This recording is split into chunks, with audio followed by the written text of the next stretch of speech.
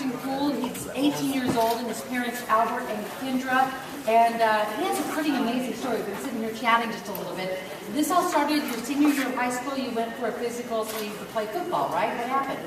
Yeah, so along with the physical, they decided to just do a routine blood test, and after doing that, they noticed that my white blood cell count was elevated and my red blood cell count was low. So they decided to do just a secondary in another month because they had never done it before, just to see if it stayed that way. And a month later, it divulged even further.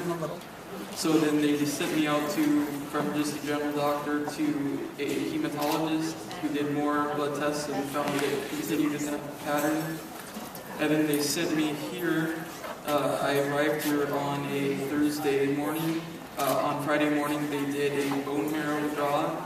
And by the time I had woken up from that, they had decided that I did have leukemia. So that had to be a shock from going into your physical so that you could play football to being in Phoenix Children's Hospital with leukemia basically so quickly. Yeah, it just kind of seemed like something that didn't follow along the correct line. So tell me a little bit about how long your treatment lasted and what kind of treatment you had. So far, I've been in treatment for a year and 10 months. The first about 10 months were mostly coming down here once a week. Some afternoons it would just be an hour. Some days it would be getting here about 8:30 and then leaving here at 5 o'clock. And then along with that... Was that doing chemo? Yeah, mostly just sitting and receiving chemo. Oh, thank you. Now it's just mostly coming down once a month. Probably most visits are only about an hour. And every day I just take pills at home. And now I understand you are pre-med? Yeah, I'm a biology major at Arizona Christian University. That's awesome. I know that there was a story that you thought was awfully special about somebody named Dorothy. Dorothy. Ashton was allergic to one of the chemos, and the side effect of that allergy was pancreatitis. And it was in February. He was diagnosed in November of 2011. February of 2012, he ended up here with pancreatitis, and it was a very dark time.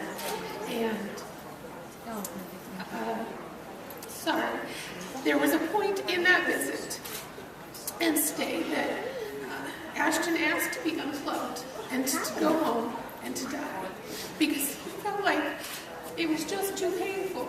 His organs were shutting down from the pancreatitis, and he is in treatment until 2015. So he still had this very long road ahead of him. And we're believers, and we pray. And I talked to the doctors, and I said, you just need to give him something to give him hope, something tangible. And they did a couple of things, but in those tangible things, a lady peeked her head in the door, and she said, would you like to see a dog? And Ashton didn't even want visitors, didn't want the curtains open, didn't want to talk to anyone, didn't want the TV on, just silence. And I said, what kind of dog is it? And she said, it's a poodle. Well, Ashton's a big kid, but he's a poodle boy. And so she brought in Dorothy the poodle, and Dorothy crawled up in the hospital bed with him. And they had a moment. And my boy changed. He changed from a boy in pain and sad and feeling hopeless to encouraged. And there was a smile. And we went on. We didn't unplug. We stayed. And we are still on the journey. And I understand this has also inspired you, right? Yeah, it has, just to kind of be more open to life, to not just take things for granted, to look at every little detail of things.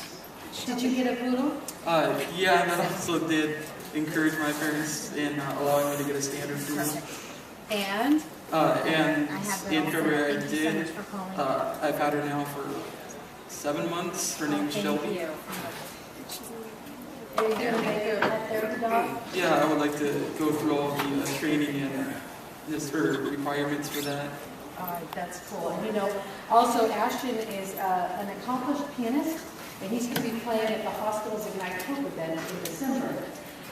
And I wanted to mention too that these donations that are coming in, they fund entirely the PetSmart Paws Can Heal Pet Therapy Program. So Dorothy, who changed Ashton's whole outlook on life, was funded by donations like this, like we're taking here at 602-933-4567. Thank you so much for your inspiring story. Thank you.